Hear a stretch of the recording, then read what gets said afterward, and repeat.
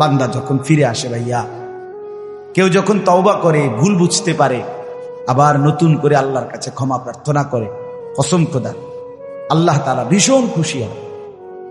হাদিসে আছে আল্লাহর কোন বান্দা যখন তওবা করে, আল্লাহ তখন ফেরেশতাদেরকে বলে, আমার ফেরেশতারা 7 আসমান আর জান্নাত সাজিয়ে দাও। ফেরেশতারা জান্নাত সাজায়, আসমান সাজায়। ফেরেশতারা ডেকে বলে, রব্বুল আলামিন কি হলো যে কারণে আসমান সাজাইলেন, জান্নাত সাজাইলেন? রব্বুল আলামিন তখন বলে, আসলাহাল আবদু মাওলাহু, এক ভেগে যাওয়া গোলাম আজকে তার মনিবের সাথে সম্পর্ক ঠিক করে দিয়েছে। আল্লাহ বলে, আমার এক গোলাম আমার থেকে ভাইগে গেছিল রে, অনেকদিন ওই আমারে সেজদা দেয় নাই, আজকে দিছে।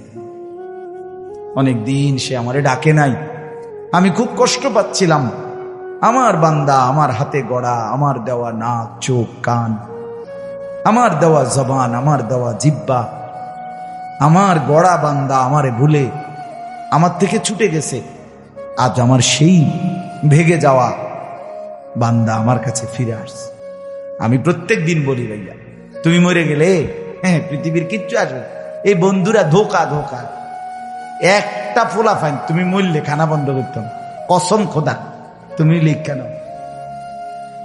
তোমার একটা ফ্রেন্ড এক লগে যেটি বইয়ে বইয়ে বিড়ি খায়, তোমার লগে গাঞ্জা খায়, ফুটটা খায়, বাবা খায়, মদখোর, গাঁজাখোর, একসাথে বইয়া উলঙ্গ ছবি দেখো, ওই জানোয়ারে জিজ্ঞেস করো বলে, আমি মরলে আমার ঠ্যাংটা ভাঙলে তুই এক বেলা খানা বন্ধ রাখবি। কথা বুঝেন নাই?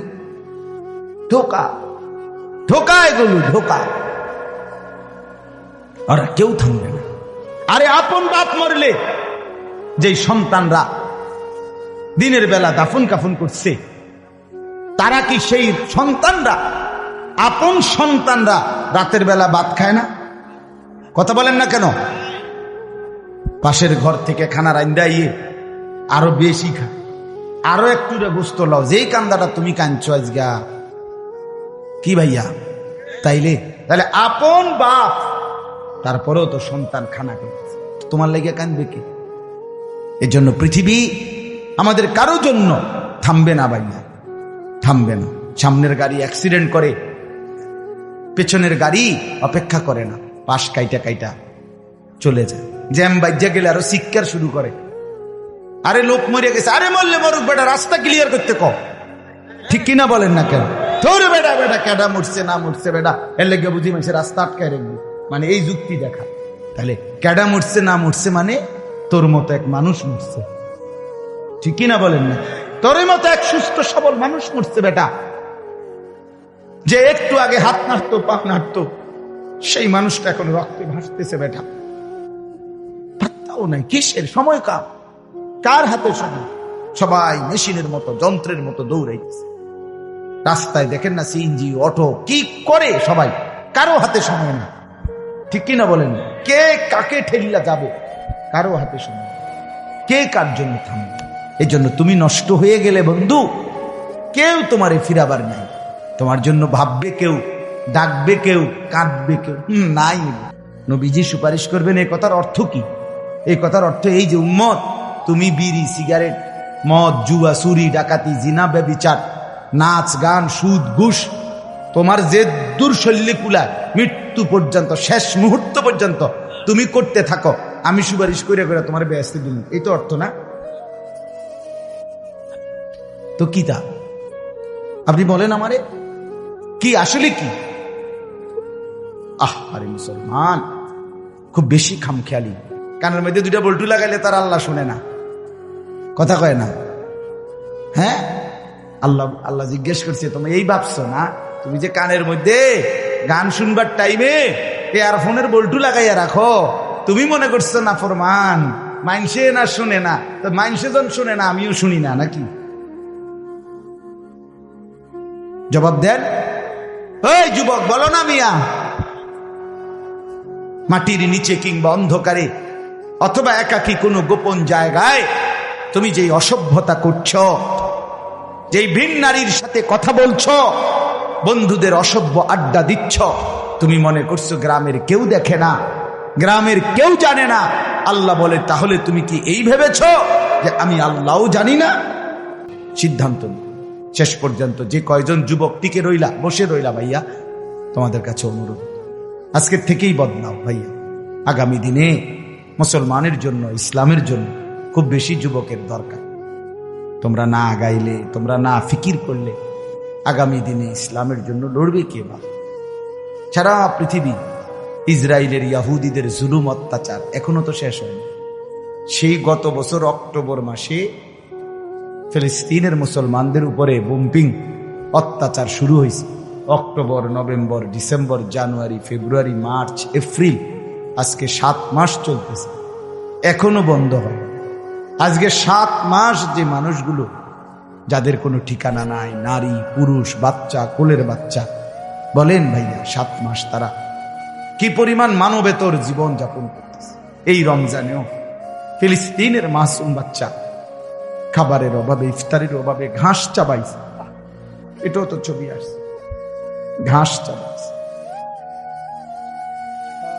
আমার বাচ্চাটা 2.5 বছর, একটা মেয়ে আমার সাথেই ঘুমায় রাত্রে, প্রায় সময় রাত্রে উঠা এই 2 ঘন্টা 2.5 ঘন্টা হঠাৎ উঠে ভাববো পানি ঘামবো, পানি ঘামবো। আমি সবসময় আমার বালিশের পাশে, খাটের পাশে পানি রাখি হেলে। তাহলে আমার এই ছোট্ট মাসুম বাচ্চা যখন পানি চায়, আমি তাকে পানি দিই। ফিলিস্তিনের এই ছোট বাচ্চা যদি তার মার কাছে পানি চায়, সে মা কোত্থেকে পানি দিবে?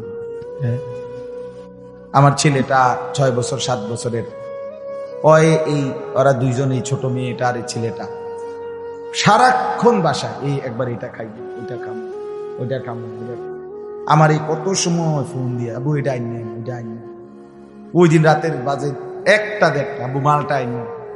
আমি 1 কেজি মালটার জন্য 3 বাজারে গেছি, রাতের বাজে গেছে 1টা-2টা, কোথাও দোকান খোলা নাই।